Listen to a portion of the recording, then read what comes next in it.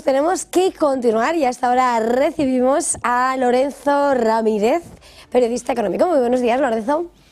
Buenos días, Eva. Buenos días, ¿qué tal? Bueno, hoy de resaca. Siempre tenemos una resaca con las últimas horas de esta presidencia estadounidense, que le quedan solo 4 años por delante. Reunión Trump-Macron y, conversaciones, ¿no?, sobre qué va a pasar a partir de ahora, qué va a pasar con Ucrania, y también sonrisas y discrepancias. ¿Qué destacas? ¿Cuál es el interlineado esta vez? Bueno, al final ha conseguido Macron lo que quería, ¿no? Lleva mucho tiempo intentando pues salir de ese pozo interior en el que está para presentarse pues de alguna manera como una especie de presidente de los Estados Unidos de Europa. Así es como ha llegado a la Casa Blanca como el principal representante de la Unión Europea, lo cual pues no deja de ser una gran paradoja cuando ni siquiera tiene el apoyo de los ciudadanos franceses, que absolutamente le aborrecen, como se está demostrando en cada una de las citas electorales y en cada una de las contestaciones sociales que tienen las políticas de un partido, el de Macron, que básicamente pues ha fracasado estrepitosamente y que no ha salido el gobierno básicamente por un caciquismo, ¿no?, impuesto por el propio Galo. La llegada de Trump y los anuncios del Pentágono de que no iban a enviar soldados norteamericanos a Ucrania una vez que se firme ese acuerdo de paz, pues evidentemente han dejado la puerta abierta para que Macron salga a la palestra y no solo celebre esa cumbre de seguridad profundamente antidemocrática porque seleccionó a los países que él considera oportunos, sino que encima, bueno, pues muestra esa decisión, la puede poner encima de la mesa de enviar a tropas francesas, como llevamos señalando aquí desde hace meses. Estaba mirando esta mañana la hemeroteca y realmente ya hace muchos meses que venimos diciendo que Macron iba a intentar aprovechar la destrucción alemana para presentarse como una especie de salvador integrador de la Unión Europea, junto con un Reino Unido que va a ser el nuevo amo del patio del Colegio Europeo, ejerciendo de poli bueno, una vez que el poli malo, que sería en este caso el Estados Unidos de Trump, dice que Europa debe asumir sus compromisos militares sin la ayuda del amo americano. En las últimas horas, además, veíamos como los submarinos suecos van a ser empleados en el Báltico. No en vano, pues la mayor parte de los países que han ido entrando en la OTAN en los últimos tiempos, si nos fijamos, pues tenían ese foco en el Báltico, y tienen también mucho que ver y mucho que decir con los atentados del Nord Stream, ¿no? En realidad todo esto es una gran mentira, porque la OTAN seguirá controlada desde Washington, evidentemente, aunque sean los británicos los que recuperen públicamente el timón, con una Francia que alrededor de la cual aglutine, ¿no?, esa Unión Europea. Un timón que los británicos no han abandonado nunca, que es la causa de que servicios de inteligencia británicos día tras día realicen operaciones encubiertas en el viejo continente. Es decir, cuando se habla de injerencia extranjera no se habla prácticamente de este Reino Unido, y no solo estoy hablando en el plano militar, que en el plano militar hay muchos ejemplos. Quizás el más evidente en esta guerra de Ucrania haya sido la voladura del puente de Kerch o la más que posible intervención también, ¿no?, en esos atentados contra los gasoductos Nord Stream, sino que hablo directamente de injerencias electorales manifiestas a través de oscuras organizaciones como el Instituto Statecraft, ese que hace listas negras de periodistas por no comulgar con el relato oficial que hasta hace pocos días pues nos vendía la guerra de Ucrania con un pensamiento único, maniqueo, que eludía los verdaderos orígenes de un conflicto que ha arrancado ya hace mucho tiempo. Hay que intentar leer y hay que intentar saber un poco de historia, sobre todo a raíz de ese golpe del Maidán en el año 2014, o revolución, que es como la denominan, ¿no?, todos aquellos que comulgan con el relato atlantista. Ahora Macron y Starmer dicen que van a mandar 30.000 soldados a Ucrania. Básicamente es de eso de lo que hablaron Trump y Macron, en una actitud de Macron muy servilista, ¿no? Le veíamos riéndose, incluso hay un momento dado en el que Trump le coge de la mano como diciendo: no te pases de listo, que aquí el que mando soy yo, ¿no? ¿Por qué? Pues porque al final no se especifica cuál es el objetivo de estos 30.000 soldados. Es decir, esto no es una misión de paz. En la zona oeste de Ucrania no va a haber guerra cuando se produzca o cuando se certifique la partición. La que no está controlada por Rusia es ahí donde van a estar esos soldados. Y van a tener como misión no mantener la paz, sino asegurar los recursos minerales, energéticos y las infraestructuras que serán controlados por Washington. En ese acuerdo que se está retrasando, pero que podía firmarse en los próximos días entre Kiev y Washington, según avanzaba precisamente en esta madrugada la agencia Bloomberg.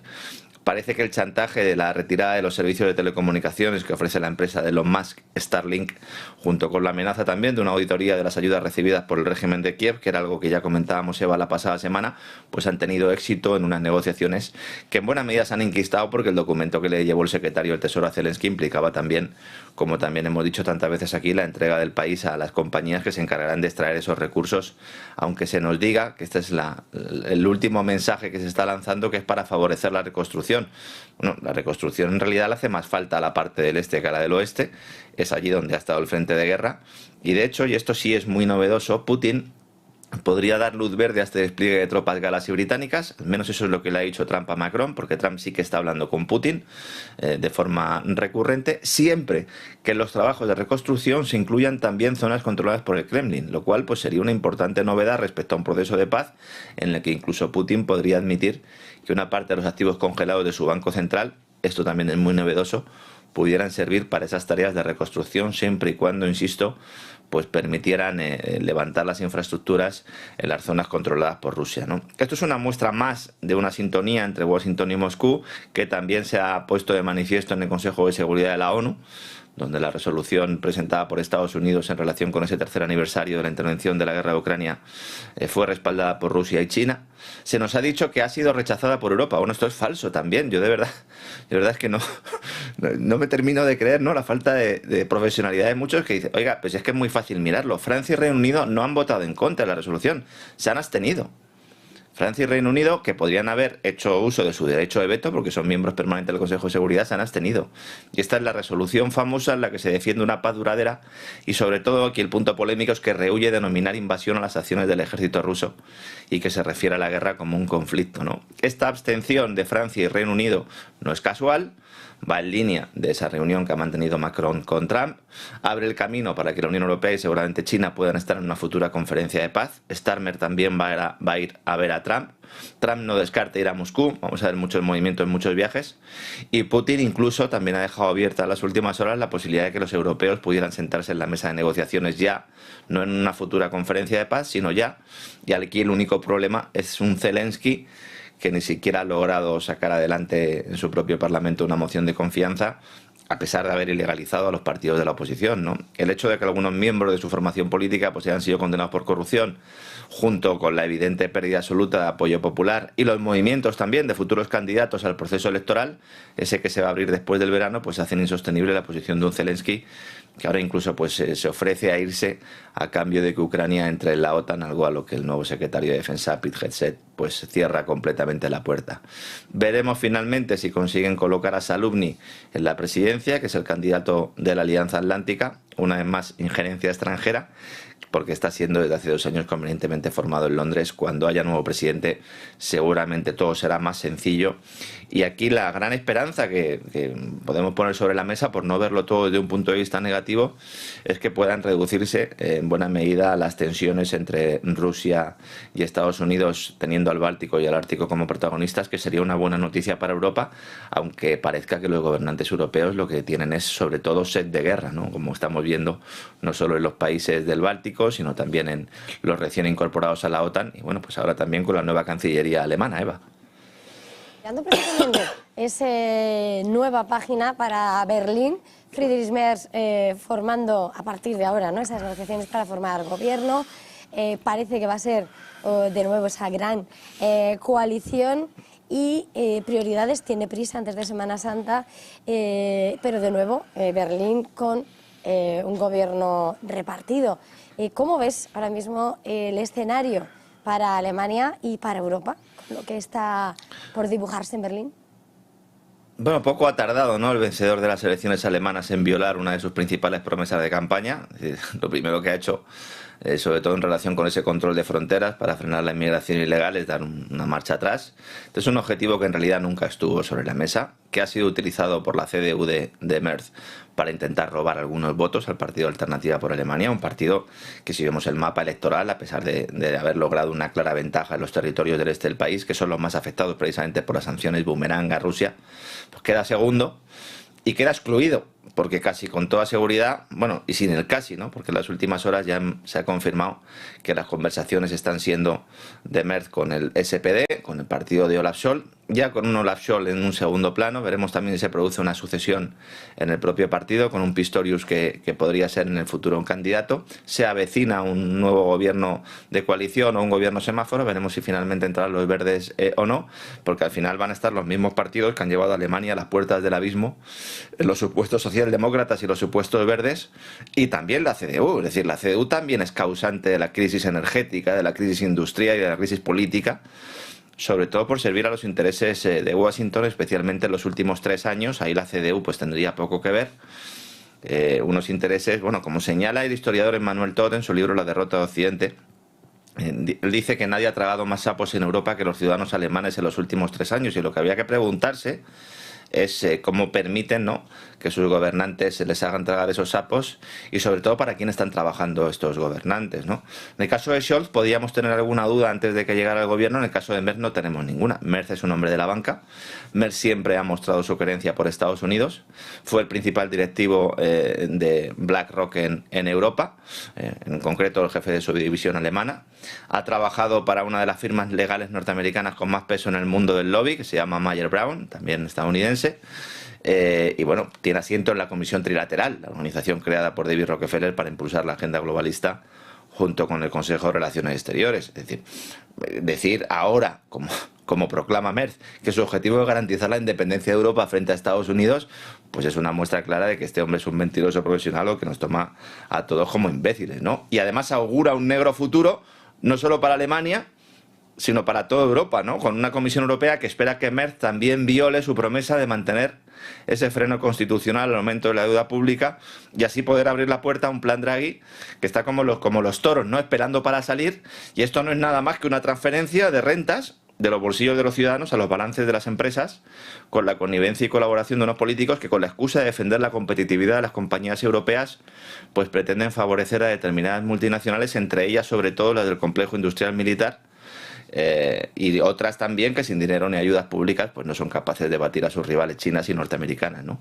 Fíjate que lo primero que ha hecho Merz, además de dar marcha atrás en el tema migratorio, es anunciar que prepara la creación de un fondo de 200.000 millones de euros para nutrir precisamente al complejo militar industrial de su país, que son unas empresas de defensa que a su vez están participadas por bancos y fondos de Wall Street.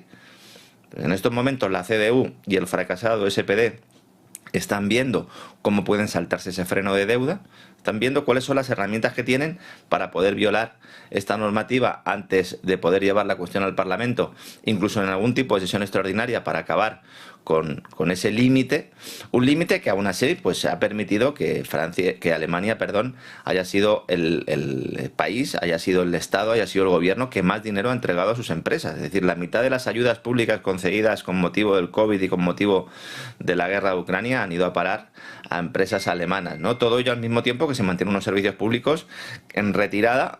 The Economist cifraba en el 15% del PIB del país esa subinversión, decía la publicación británica, en servicios sociales, y todo ello, pues como digo, en medio de una crisis industrial motivada por esa destrucción de los gasoductos del Báltico y con un éxodo empresarial de aquellas empresas que no van a recibir el maná estatal después de la destrucción provocada por esas sanciones a Rusia, que han golpeado especialmente a Alemania y que Merz no solo ha defendido, sino que era de los que decían que Scholz se quedaba corto. No olvidemos que el pasado diciembre, cuando Trump dejaba claro que la guerra de Ucrania se terminaría en pocos meses, Merz prometió suministrar a Ucrania misiles Taurus de largo alcance si ganaba, ¿no? Hay un objetivo, hay un plan para sustituir la gran industria competitiva alemana, que ha dejado de serlo, por una industria militar subvencionada.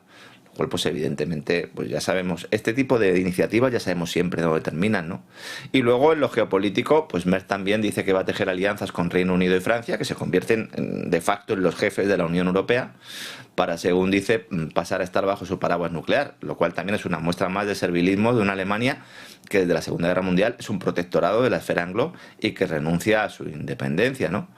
Estamos en un escenario que se puede repetir en otros países, en los que el bipartidismo se mantenga, secuestrando pues la decisión de buena parte del pueblo, usando sistemas de elección que favorecen los pactos entre los grandes partidos, unos grandes partidos que cada día se parecen más porque carecen de ideología, en muchas ocasiones también carecen de moral y son en realidad gobiernos impostores. Claro, la gran cuestión es, ¿sucederá en España lo mismo? Bueno, pues ya tenemos en ese debate, ¿no? El propio Sánchez decía en las últimas horas, recomendaba a Feijóo hacer como Merz y pactar con él, ¿no? Bueno, ya sabes, Eva, que hay muchos que sueñan con ese gran pacto y no descartemos que en el futuro puede llegar un gran pacto. Si nos fijamos realmente en las políticas del día a día, no hay muchas diferencias tampoco entre el Partido Popular y el Partido Socialista. Me cuesta ver ese escenario, pero todo se irá escribiendo y lo iremos escuchando. De momento nos vamos a quedar con una voz española, ahora hablando en nombre de Europa, Teresa Rivera, subvencionando esa nuclear en Bélgica, mientras en España la situación es muy diferente y más, ¿no? Diseñando esa pobreza energética.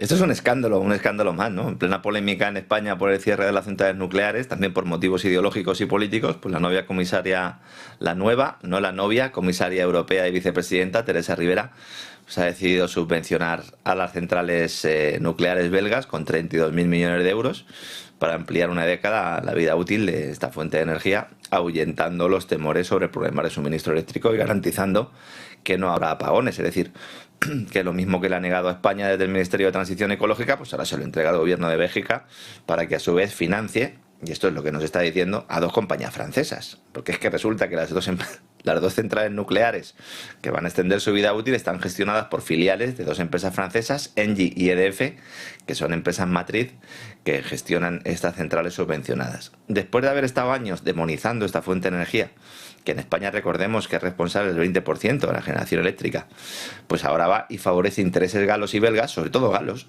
no solo con un respaldo institucional, sino también monetario, con ese dinero público de los contribuyentes que va a parar a estas centrales, ¿no? Ya dijimos cuando fue nombrada comisaria por von der Leyen que se había comprometido a defender los intereses de Francia, no de España. Había mucha gente que celebraba, qué bien que una comisaria española pues entre en el núcleo duro de Ursula von der Leyen. Esta señora nunca ha representado los intereses de España, tampoco cuando era ministra. Solo hace falta ver su currículum. Ha estado en una serie de organizaciones ligadas mucho al ecologismo de salón, ha estado también en el contexto de la Agenda 2030 y de la soga verde, y ahora pues cuando conviene pues se sienta en el sillón, entre otras cosas porque Francia levantó el veto porque sabía que iba a respaldar sus intereses, ¿no? Una Francia que es potencia nuclear europea. Esto es absolutamente escandaloso, pero no es la primera vez que sucede. Es decir, hay otros ministros en la historia española que han tenido una especial querencia por nuestro vecino del norte. Y normalmente suele coincidir la querencia con el vecino del norte con la querencia con el vecino del sur. Hay muchos moratinos. El que ahora es actual ministro de Exteriores, Álvarez. La atlantista Ana Palacio, para que vea todo el mundo que esto es independiente del partido. Recordemos, Ana Palacio, después de defender la guerra de Irak de 2003 y tras los atentados del 11M, se fue al Banco Mundial a ser vicepresidenta y poco tiempo después pasó a ser la número 2, precisamente el Grupo Público Francés de Tecnología Nuclear, Areva, además de ser asesora de la empresa de fosfatos marroquíes que se ha beneficiado de la cesión española del Sáhara Occidental. Ahora, aquí el problema, yo lo suelo decir mucho, pero es que es evidente. Estamos todo el día buscando enemigos fuera, que los tenemos muchos enemigos fuera, pero es que no miramos los que tenemos dentro.